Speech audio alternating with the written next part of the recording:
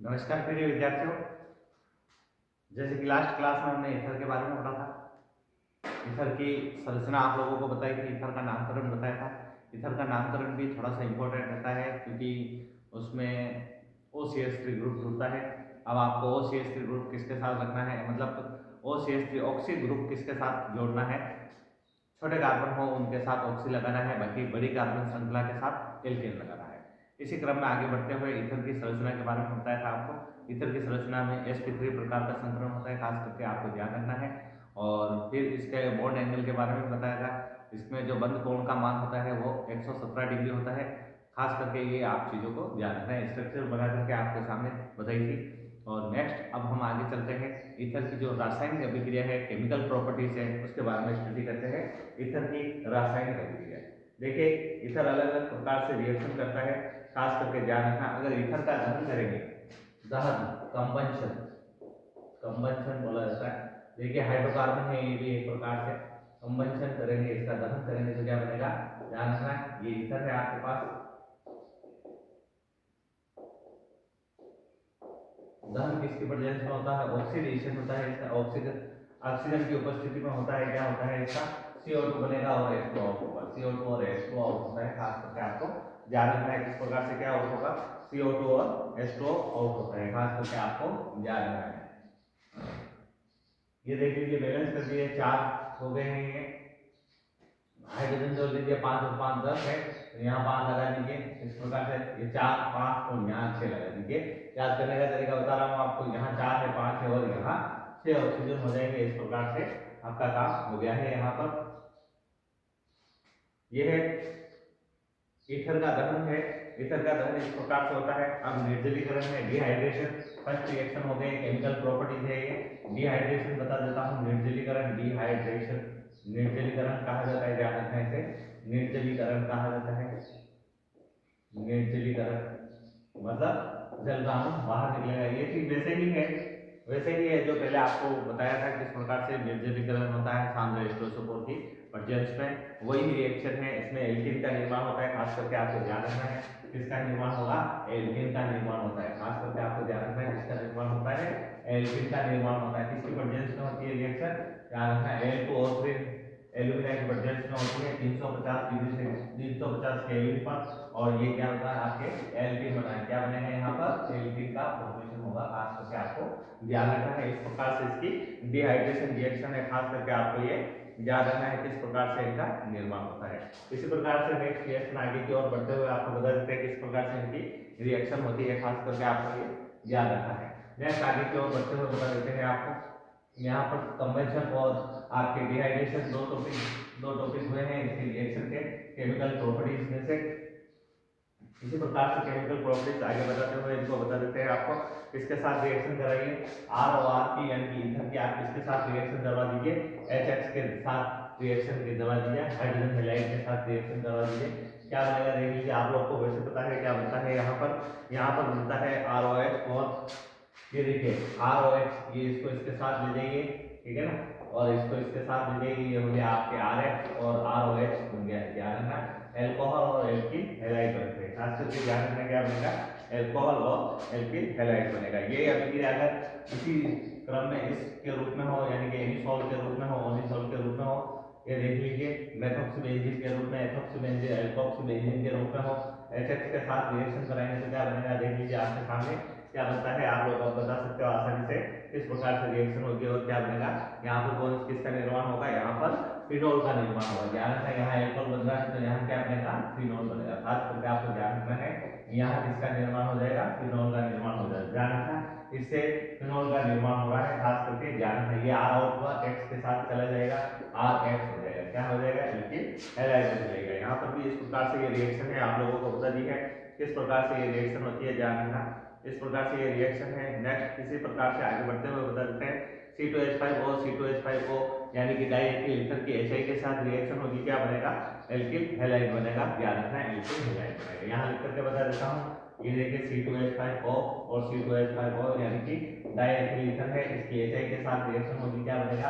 आप लोगों को पता चल गया है किस प्रकार से क्या होगा। ये तो एक एल्कोहल के रूप में आउट हो जाएगा और ये एल्किल हैलाइड के रूप में आउट हो जाएगा। इस प्रकार से आपको रिएक्शन ध्यान रखनी है। ये खास करके रिएक्शन है, आप लोगों को इनके बारे में ध्यान रखना है। ध्यान रखना है एल्किल हैलाइड की जो क्रियाशीलता का क्रम होता है, इनमें एल्किल हैलाइड के हाइड्रोजन आयोडाइड का जो क्रियाशीलता का क्रम होता है वो इस प्रकार होता है। खास करके आपको ध्यान रखना है, ये पूछा जा सकता है। HI is greater than to, मतलब more reactive than to HBr और HBr is more reactive than to HCl। खास करके इनको ध्यान रखना है। इस प्रकार से रिएक्शन होगी, आप लोग अब समझ गए होंगे किस प्रकार से रिएक्शन हो रही है। सिंपल रिएक्शन है, आपको थोड़ा सा ध्यान रखना है इसमें किस प्रकार से कंपाउंड का फॉर्मेशन होता है। एक और नेक्स्ट रिएक्शन में आप लोगों के सामने लेकर के आ रहा हूँ, वो बहुत ही इंपॉर्टेंट है। किस प्रकार से रिएक्शन होगी खास करके ध्यान रखना है। यदि एल्किल समूह, यदि आपके पास एक समूह मेथिल समूह है और दूसरा समूह आपके पास प्राथमिक या द्वितीयक एल्किल समूह है, तो छोटा एल्किल समूह जो होता है, ध्यान रखना, छोटा एल्किल समूह जो होता है वो हैलाइड बनाता है। याद देख लीजिए, एग्जांपल के थ्रू बता रहा हूं मैं। CH3O यहाँ लगाया मैंने CH3 और CH3 दो बार लगा दिया, यहाँ पर लगा देता हूँ यही पर इस प्रकार। यहाँ देख लीजिए, दो अलग अलग लगा दिए हैं। आपको क्या करना है, इनकी रिएक्शन किसके साथ करनी है, HI के साथ रिएक्शन करनी है। किसके साथ रिएक्शन करनी है, HI के साथ रिएक्शन करनी है। किसकी रिएक्शन करनी है, इनकी HI के साथ रिएक्शन करनी है। ऐसे चाहो तो आप और लगा करके मैं बता सकता हूँ, देख लीजिए एक और लगा देता हूँ यहाँ पर इस प्रकार से, ताकि अब ठीक रहेगा, आप लोगों के सामने दिख जाएगा किस प्रकार से। देखिए इसका नामकरण कैसे होगा, इसका एलोकेशन नोमेनक्लेचर ऐसा होगा, ध्यान रखना 1 2 3। 2 पे मेथॉक्सी होगा, ध्यान रखना 2 पे क्या हो जाएगा, मेथॉक्सी, 2 मेथॉक्सी, 2 मेथॉक्सी। अब कार्बन कितने हैं उसे गिन लीजिए, प्रोपेन, ध्यान रखना इसका एलोकेशन नोमेनक्लेचर ऐसा होगा 2 मेथॉक्सी प्रोपेन। इस प्रकार से एलोकेशन नोमेनक्लेचर होगा, ध्यान रखना खास करके। अब मैंने इसमें क्या बताया था, अगर इस प्रकार से है, ये कौन सा है, सेकेंडरी वाला है, ध्यान रखना। अगर सेकेंडरी और टर्सरी इस प्रकार से अगर आपको मिल जाते हैं और HI के साथ रिएक्शन होती है, खास इंपॉर्टेंट है, खास करके ध्यान रखना। तो छोटा समूह जो दे रखा है, छोटे समूह के साथ, ध्यान रखना क्या लिख रहे हैं ना, छोटे समूह के साथ, छोटे समूह के साथ, जो छोटा समूह है उस छोटे समूह के साथ कौन सा जाकर के जुड़ेगा, उस छोटे समूह के साथ क्या जाकर के जुड़ेगा, उस छोटे समूह के साथ हेलोजन जाकर के जुड़ेगा, ध्यान रखना हेलोजन जाकर के जुड़ेगा, यानी कि हेलाइड जाकर के जुड़ेगा। खास करके ध्यान रखना है, हेलाइड जाकर के जुड़ेगा, छोटे समूह के साथ हेलाइड जाकर के जुड़ेगा, यानी कि ये छोटा समूह दिखाई दे रहा CH3। अब आपके पास क्या प्रोडक्ट बना है, ध्यान रखना CH3I बना है। क्या बना है आपके पास, CH3I बना है। और बाकी को क्या करोगे आप, एजिड लिख दोगे, बाकी को क्या लिख दोगे आप, एजिड लिख दोगे, O के साथ H जोड़ करके। इस प्रकार से ये कौन सा बन जाएगा, आपके 2 डिग्री अल्कोहल बन जाएगा। ध्यान रखना ये 2 डिग्री अल्कोहल बनाने का तरीका है। जिससे CH3, ये CH, यहाँ OH लिख दिया मैंने, ये CH और यहाँ CH3। देख लीजिए ये 2 डिग्री अल्कोहल बना है, ये 2 डिग्री अल्कोहल बना है। किस प्रकार से होगा देख लीजिए, यहाँ बता देता हूँ। ये इस प्रकार से CH3 छोटा समूह किसके साथ जाएगा, हेलोजन के साथ जाएगा, और ये जो बड़ा समूह है आपके बड़ा समूह जो होगा वो H के साथ जाएगा, यानी कि H+ के साथ जाएगा, और इस प्रकार से सेकेंडरी अल्कोहल का निर्माण होगा। खास करके ध्यान रखना इंपॉर्टेंट रिएक्शन है। किस प्रकार से रिएक्शन होती है, बच्चे इसमें गलती कर देते हैं। क्या गलती करते हैं, इसके साथ I जोड़ देते हैं और इसको CH3OH बना देते हैं, CH3OH बना देते हैं, मेथनॉल बना देते हैं। लेकिन ऐसे नहीं होगा, ये रिएक्शन इस प्रकार से होगी। खास करके आपको ध्यान रखनी है, ये इंपॉर्टेंट रिएक्शन है। ये जो रिएक्शन होगी वो कौन सी होगी, ये SN2 द्वारा होगी। ध्यान रखना किसके द्वारा होती है, ये SN2 द्वारा होती है, यानी कि सब्स्टिट्यूशन न्यूक्लियोफिलिक बायमोलिक्यूलर रिएक्शन है। द्विआण्विक नाभिक में ही प्रतिस्थापन अभिक्रिया होती है। खास करके आपको ध्यान रखना है। अगर आपको क्या करना है, द्वितीयक और तृतीयक समूह के साथ, यानी कि द्वितीयक और तृतीयक जो है आपके ये समूह है, एल्किल समूह है, उनके साथ अगर आपको क्या बनाना है, आपको हेलाइड बनाना है, तो उसके साथ रिएक्शन किस प्रकार से होगी, जो ध्यान रखना। अगर तृतीयक ईथर आप लेते हो, कौन सा लेते हो आप, तृतीयक ईथर, देख लीजिए रिएक्शन किस प्रकार से होगी। खास करके बता देता हूँ, यही HI के साथ रिएक्शन होगी।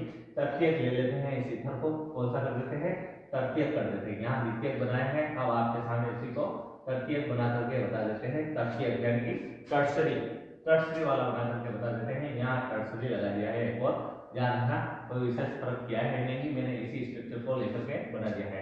HI के साथ रिएक्शन करेंगे, किसके साथ रिएक्शन करेंगे, HI के साथ रिएक्शन करेंगे। तो यहाँ ध्यान रखना, यहाँ थोड़ा सा कंडीशन चेंज हो जाएगी। किस प्रकार से चेंज होगी, ध्यान रखना, ये SN1 के अंतर्गत आएगी। ये किसके अंतर्गत आएगी, ध्यान रखना, ये अब 1 के अंतर्गत आएगी। किस प्रकार से आएगी जो खास करके आपको ध्यान रखना है। अब इसमें छोटे समूह के साथ इस प्रकार से आपको ध्यान नहीं रखना है। छोटे समूह के साथ ऐसा नहीं होगा, ये SN1 अभिक्रिया होगी। SN1 के साथ कैसे होगी देख लीजिए, यहाँ पर बना करके बता देता हूँ आप लोगों को। SN1 की अभिक्रिया होगी, या खास करके ध्यान रखना है। अब क्या होगा, जो I होगा वो यहाँ आकर के जुड़ेगा, ध्यान रखना है। ये I इस कार्बन पर आकर के जुड़ेगा तो किस प्रकार से रिएक्शन हो जाएगी देख लीजिए। यहाँ पर C, यहाँ पर I जोड़ दिया है मैंने, और यहाँ CH3 और यहाँ CH3।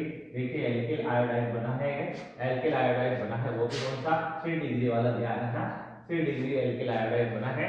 और आपके साथ कौन सा ये आउट हो जाएगा, आपके साथ ये जो आउट हुआ वो कौन सा हुआ, मेथेनॉल आउट हुआ। ध्यान रखना ये खास करके रिएक्शन है, और ये कौन सी रिएक्शन है, SN1 क्रियाविधि द्वारा संपन्न होती है, SN1 की मैकेनिज्म द्वारा संपन्न होती है। इस प्रकार से खास करके आपको ध्यान रखना है, इंपॉर्टेंट रिएक्शन है, किस प्रकार से रिएक्शन होती है इसे जरूर लिख लीजिएगा आप। इस प्रकार की रिएक्शन पूछने की प्रबल संभावना होती है, किस प्रकार से इनका निर्माण होता है, खास करके आपको ये ध्यान रखना है। अब यहाँ पर ये समाप्त होता है।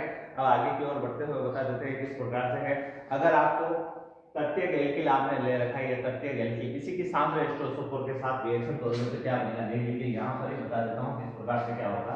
इसी की सामने H2SO4 के साथ रिएक्शन करोगे, कंसंट्रेट H2SO4 के साथ रिएक्शन करते तो क्या बनेगा, इसकी कंसंट्रेट H2SO4 के साथ रिएक्शन करने पर आप लोग जानते हो क्या बनता है, H2SO4 के साथ ईथर की रिएक्शन करते हैं तो एल्कीन बनती है। क्या बनती है, एल्कीन बनती है। खास करके आपको ध्यान रखना है एल्कीन कैसे क्या बनेगी देख लीजिए। यहाँ ये CH3 है, कोई सा भी एक कार्बन के साथ H जुड़ा हुआ है 3 वाला, उसे किसी में से भी एक H निकाल लीजिए, यानी कि एक H इसके साथ जाकर के जुड़ जाएगा, ये हो जाएगा CH3OH। देख लीजिए इसे यहाँ बना देता हूँ CH3OH, और मान लीजिए यहाँ से H निकाल रहा हूँ मैं तो कैसे क्या हो गया देख लीजिए।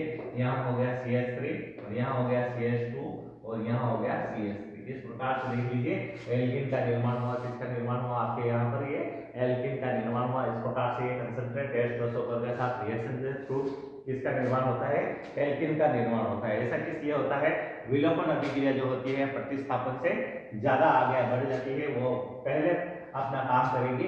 प्रतिस्थापन अभिक्रिया से ज्यादा पहले कौन होगी, विलोपन अभिक्रिया अपना काम करेगी, अपना मार्गदर्शन बताएगी, इसलिए इस प्रकार से रिएक्शन होती है। खास करके आपको ये ध्यान रखना है। वैसे आप लोग जानते हो अगर यहाँ पर कोई सा भी ले लेते हैं, ईथर लेते हैं, एल्कोहल लेते हैं, तो वो क्या बनता है, एल्कीन बनता है। खास करके आपको ये ध्यान रखना है। यहाँ पर देख लीजिए इसकी थोड़ी सी फास्ट कर रहा हूँ मैं ताकि आपको इसकी रिएक्शन खास करके याद हो जाए। इसकी ध्यान रखना है विलियमसन संश्लेषण ईथर निर्माण की एक नेम रिएक्शन है। खास करके आपको ध्यान रखना है विलियमसन संश्लेषण ईथर निर्माण। ध्यान रखना है कौन सी है, विलियमसन संश्लेषण ईथर का निर्माण है। वो कौन सी है, वो सिंपल सी रिएक्शन है। ध्यान रखना विलियमसन संश्लेषण ईथर का निर्माण है, जिसकी एल्किल आयोडाइड की क्रिया किसके साथ की जाती है, सोडियम एल्कोक्साइड के साथ की जाती है। ध्यान रखना एल्किल आयोडाइड की क्रिया सोडियम एल्कोक्साइड के साथ की जाती है। इन दोनों को आउट कर लीजिए। जो बचा वो क्या बचा आपके पास, ईथर बचा है। ध्यान रखना जो वो क्या बचा है, ईथर बचा है। ये है विलियमसन संश्लेषण ईथर का निर्माण। विलियमसन संश्लेषण नेम रिएक्शन है, खास करके ध्यान रखना है। यहाँ लिख देता हूँ विलियमसन संश्लेषण, विलियमसन संश्लेषण रिएक्शन है। खास करके आपको ये ध्यान रखना है। ये आपको रिएक्शन बता रहा हूँ कि इंपॉर्टेंट रिएक्शन है, खास करके आपको इनको ध्यान रखना है। इस प्रकार से आपको मैंने कुछ रिएक्शन बताई है, इनको ध्यान रखना है। एक और रिएक्शन लेकर के आता हूँ आप लोगों के सामने, वो इंपॉर्टेंट है।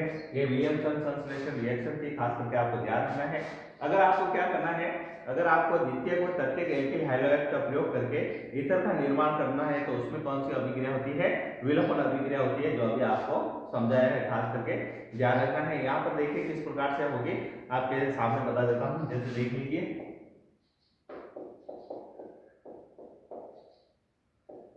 ये तृतीयक हैलाइड लिया है मैंने।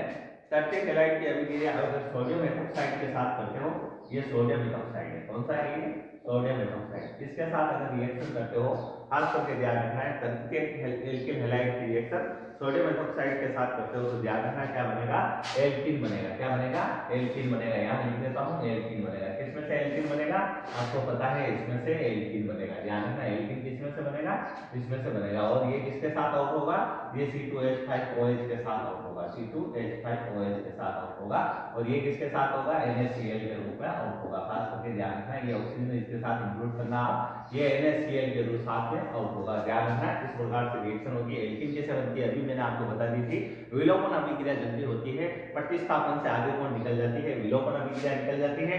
विलोपन अभिक्रिया आगे निकलने के कारण क्या हो जाता है, सबसे पहले एल्कीन का निर्माण करने का काम करेगा। अगर इसी से आपको अगर ईथर का निर्माण करता है, इससे इस तृतीयक हैलाइड वाले ग्रुप से ही ऐसा करके आपको अगर ईथर का निर्माण करना है तो आपको क्या करना पड़ेगा, इसके लिए क्या करना पड़ेगा, थोड़ा सा इसके लिए कंडीशन चेंज करनी पड़ेगी। ध्यान रखना खास करके अगर ऐसी कंडीशन आती है तो एल्कीन का निर्माण होता है, खास करके ध्यान रखना है।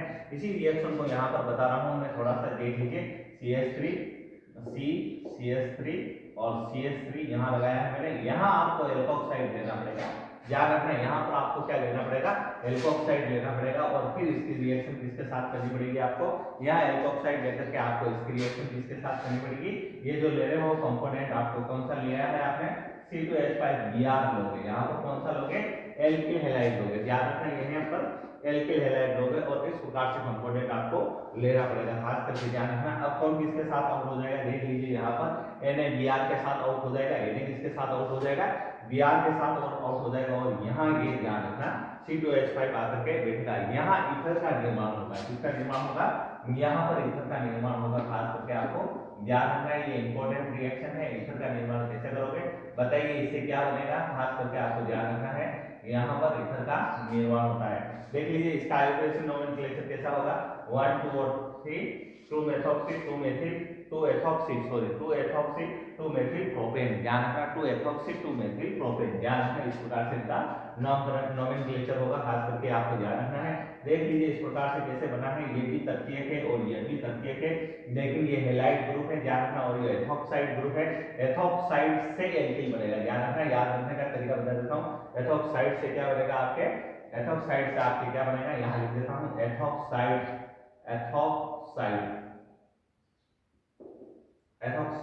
से ईथर बनेगा। ध्यान रखना एथॉक्साइड से ईथर बनेगा, ऐसे याद रखा जा सकता है, एथॉक्साइड से ईथर बनेगा। ध्यान रखना एल्किल हैलाइड से एल्किल हैलाइड से एल्किन बनेगा। ध्यान रखना एल्किल हैलाइड से क्या बनेगा, एल्किन बनेगा। खास करके आपको ध्यान रखना है, एल्किल हैलाइड से क्या बनेगा, एल्किन बनेगा।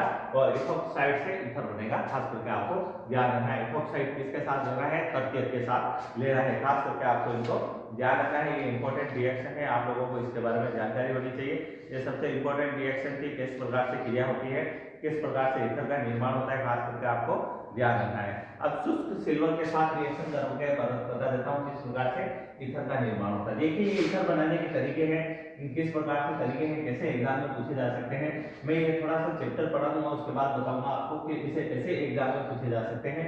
इस प्रकार से इनके नाम को इस प्रकार से संशोधित करके चेंज करके, ये इस प्रकार से नाम को चेंज करके इस प्रकार से रिएक्शन पूछे जा सकते हैं। शुष्क सिल्वर के साथ ड्राई सिल्वर के साथ रिएक्शन कैसे होती है, देखिए शुष्क सिल्वर के साथ ये भी इंपॉर्टेंट रिएक्शन है, किस प्रकार से होगी, सिंपल सी रिएक्शन है। ध्यान रखना आपको क्या करना है, दोनों तरफ क्या करना है, आपको दोनों तरफ एल्किल हैलाइड लेना है। दोनों तरफ एल्किल हैलाइड ले लीजिए, देखिए किस प्रकार से रिएक्शन होगी। दोनों तरफ एल्किल हैलाइड ले लीजिए, ये लिया दोनों तरफ एल्किल हैलाइड, फिर उसकी अभिक्रिया किसके साथ कर दोगे आप, Ag2O के साथ, Ag2O के साथ कर दोगे। देख लीजिए इस प्रकार से इनकी रिएक्शन यहाँ प्लस लगा देता हूँ, Ag2O के साथ कर लोगे तो आप देख रहे हो यहाँ पर Ag2O लिखा है मैंने, ये Ag और ये Br के साथ आउट हो जाएगा और जो O बचा है वो यहाँ इन दोनों के बीच में फिट हो जाएगा। इस प्रकार से किसका निर्माण हुआ आपके सामने देख लीजिए, यहाँ पर ईथर का निर्माण हुआ है। किस प्रकार से हुआ है देख लीजिए, ये मैंने लिख दिया है CH3 और CH2 ऐसा का ऐसा बनाया है और O लिख करके फिर यहाँ CH2 और यहाँ CH3 लिख दिया है। ये इस प्रकार से देख लीजिए ईथर का निर्माण हुआ है और साथ में AgBr आउट हुआ है, ये AgBr मैंने यहाँ पर लिख दिया है। इस प्रकार से देख लीजिए किस प्रकार से रिएक्शन का फॉर्मेशन होता है, ये ईथर बनने का तरीका है। ध्यान रखना ईथर बनाने का तरीका है, ईथर किस प्रकार से बनता है, ईथर की रिएक्शन कैसे होती है, ये मैंने आपको बता दिया है। देख लीजिए ईथर कैसे क्या, अब ईथर की एसिटिल क्लोराइड के साथ रिएक्शन देख लीजिए, पहले भी बताया था एसिटिल क्लोराइड जहां आता है वहां पर कैसे क्या काम होता है। एसिटिल क्लोराइड आए, चाहे बेंजोइल क्लोराइड है, चाहे एसिटिक एनाहाइड्राइड है, सब एक जैसा काम करने का कोशिश करते हैं। देख लीजिए एसिटिक क्लोराइड के साथ रिएक्शन ईथर की, देखिए दोनों साथ चल रहा हूँ मैं, इनका किसके साथ रिएक्शन करता है, कैसे क्या रिएक्शन करता है, उनके सबके साथ चल रहा हूँ। एसिटिल क्लोराइड बोला जाता है इसे, CH3COCl को एसिटिल क्लोराइड बोला जाता है। ध्यान रखना क्या बनाया जाता है, एसिटिल क्लोराइड बनाया जाता है। क्या क्या बनेगा, ये एसिटिल क्लोराइड के साथ रिएक्शन होगी। इसके प्रेजेंस में ZnCl2 की प्रेजेंस में होते हैं एनहाइड्रस यानी कि निर्जल ZnCl2 एनहाइड्रस ZnCl2 आप लेकर के इसके साथ रिएक्शन करते हो, क्या बनेगा इसके साथ, इसके साथ रिएक्शन करने से एक तो एस्टर बनेगा। ध्यान रखना, एक तो एस्टर बन जाएगा CH3COO2H5, एक तो एस्टर बन जाएगा, एक तो एस्टर बन जाएगा। ये इथर लिया है मैंने, यहाँ C2H5 लगाना है, ये दो इथर है, ध्यान रखना एक जैसे।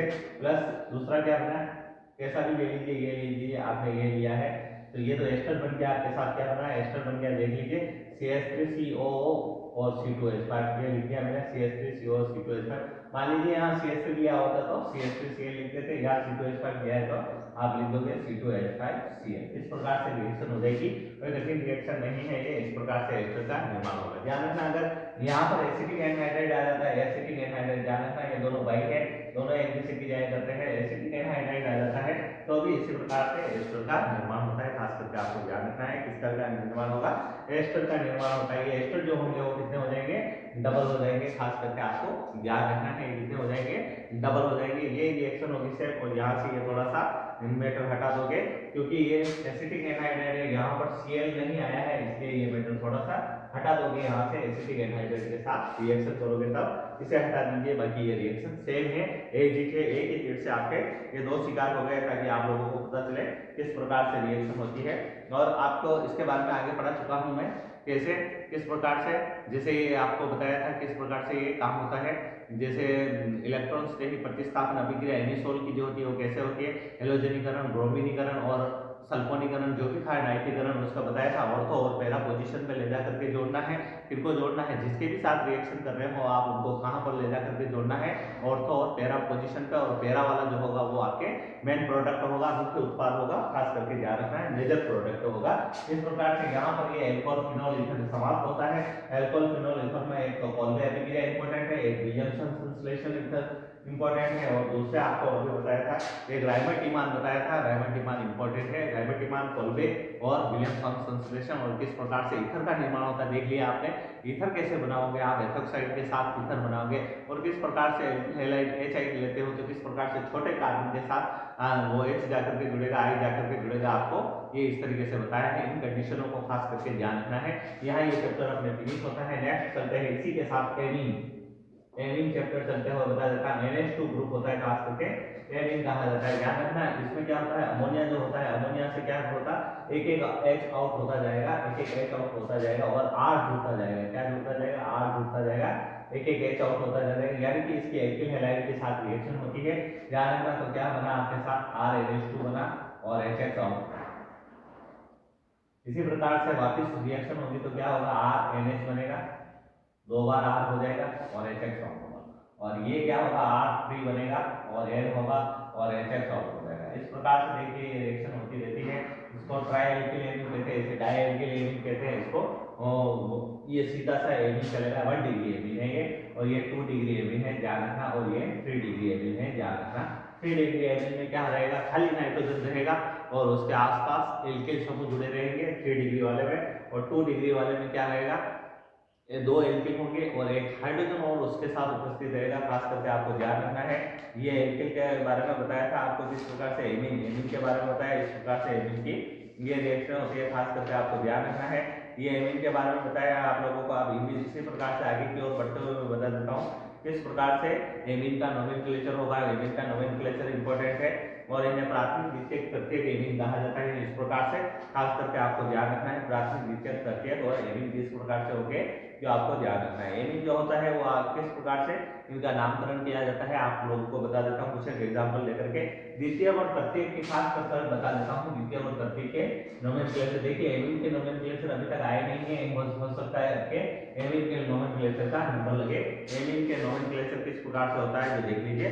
देखिए सीधा सा है तो आप कोई विशेष नामकरण होगा नहीं, जैसे ऐसा लिख दिया है मैंने, ऐसा लिख दिया है तो ध्यान रखिए इसे बोलते हैं एथेनेमिन। क्या बोलेंगे इसे? एथेनेमिन बोलेंगे। ये लिख दिया मैंने एथेनेमिन, एथेनेमिन लिख दिया है, खास करके ध्यान रखना ये एथेनेमिन हो गया। ध्यान रखना सीधी सी कार्बन श्रृंखला होगी, यानी कि 1 डिग्री वाले में तो ऐसा कोई टेंशन वाली बात है नहीं आपके कि किस प्रकार से नोमेनक्लेचर होगा। 1 डिग्री में तो सीधा सा नोमेनक्लेचर होगा, एथेनेमिन, ब्यूटेनेमिन, प्रोपेनेमिन इस प्रकार से होता है।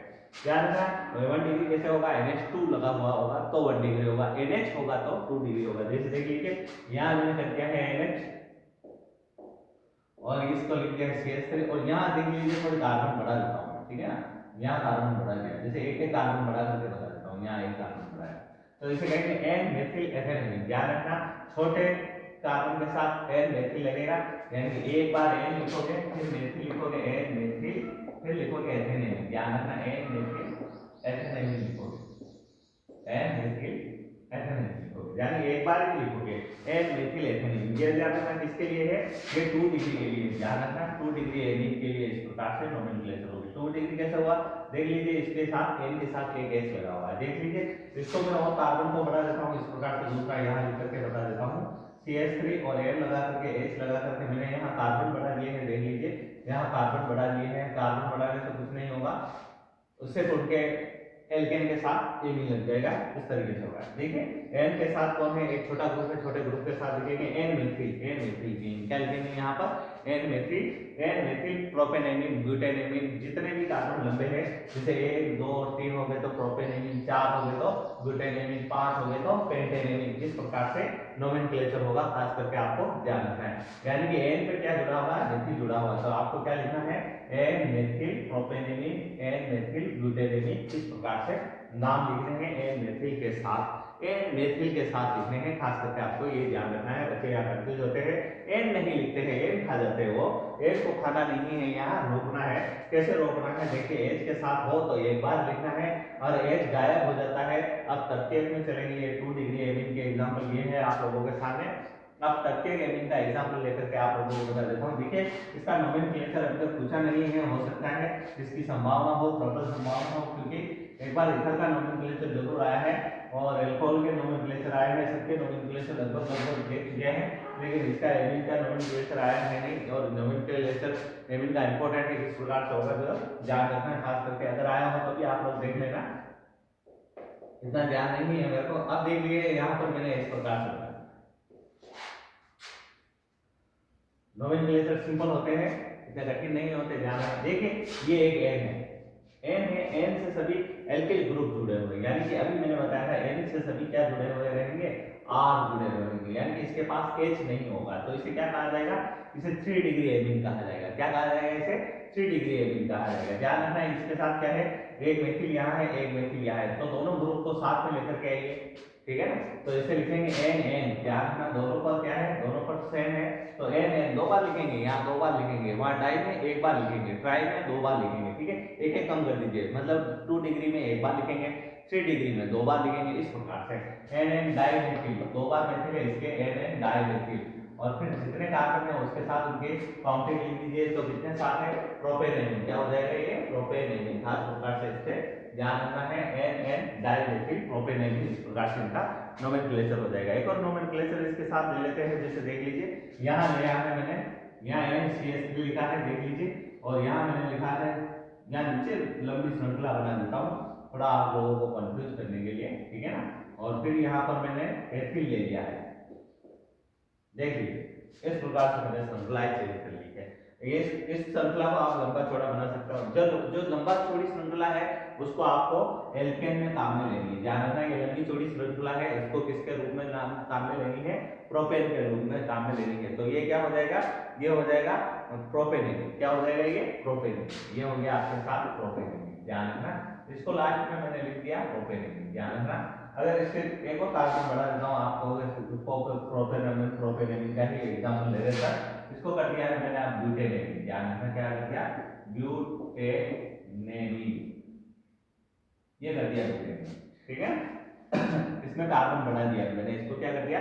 ब्यूटेनेमिन कर दिया। कैसे हुआ? देखिए 1 2 3 और 4। अब देखिए इनमें अलग अलग ग्रुप है, एक तो मेथिल ग्रुप है और एक ग्रुप इस प्रकार से CH3 ग्रुप है। अब पहले कैसे लिखा जाएगा? अब जो अलग अलग ग्रुप है उसको अल्फाबेटिकली ऑर्डर में साथ साथ लिख लीजिए। जैसे एन पर ये है एथिल, एथिल को किससे लिखा जाता है? ई से लिखा जाता है। ध्यान रखना एथिल को ई से लिखा जाता है। हिंदी मीडियम वाले ए से मत लिख देना, गलत हो जाएगा। ध्यान रखना एथिल को ई से लिखा जाता है और इसको मेथिल को किससे लिखा जाता है? एम से लिखा जाता है। देख लीजिए अंग्रेजी वर्ड माला में कौन पहले आ रहा है? एथिल पहले आ रहा है, तो आप सबसे पहले लिखोगे एन एथिल। ये देख लीजिए यहाँ इंग्लिश में लिख दिया है हमने, कोई बात नहीं, यहाँ एन एथिल हो गया। अब कौन होगा? N methyl. वापस इसी के साथ आगे क्या करके लिखोगे आप? एन एथिल के साथ हाइफन लाइन लगा करके लिखोगे एन मेथिल, एन मेथिल, ये लिख दिया यहाँ एन मेथिल, ठीक है ना? एन एथिल और एन मेथिल किस प्रकार से लिखोगे?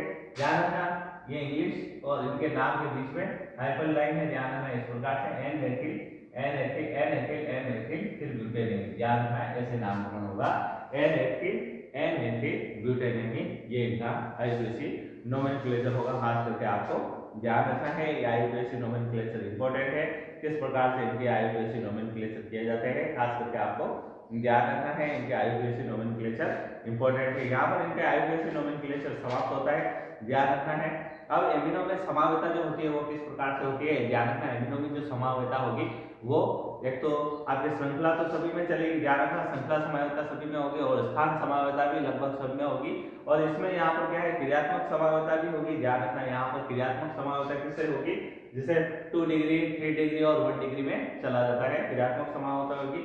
और इसमें ईथर के समान मध्यावता भी होगी। क्या होगी? इसमें ईथर के समान मध्यावता का गुण भी पाया जाता है, मेटाबॉलिज्म का गुण भी पाया जाता है। मध्यावता, मेटाबॉलिज्म कहा जाता है इसे इंग्लिश में, ध्यान रखना मध्यावता का गुण भी इसमें पाया जाता है। जैसे ईथर में पाया जाता है वैसे इसमें होगा। कैसे होगा? मतलब कार्बन को कम ज्यादा करके लिख सकते हो, सममित और असममित रूप में लिख सकते हो, सिमेट्रिकली और एसिमेट्रिकली रूप में इनको डिवाइड करके आप लिख सकते हो। इस प्रकार से इनकी मध्यावता के रूप में भी इनका निर्माण होता है, खास करके ध्यान रखना है। अब नेक्स्ट वीडियो में आप लोगों को इस एल्किल एमीन यानी कि एमीन चैप्टर के आपके केमिकल प्रॉपर्टीज और इसकी खास करके इसका ध्यान रखना, बेसिक नेचर पूछा जाता है, कौन ज्यादा क्षारीय होगा कौन कम क्षारीय होगा वो पूछा जाता है। तो बेसिक नेचर और इसकी केमिकल प्रॉपर्टीज और किस प्रकार से ये रिएक्शन करते हैं किसके साथ और कौन कौन से नेम रिएक्शन है, उनको साथ में लेकर के एक ही वीडियो में समाप्त करेंगे। धन्यवाद।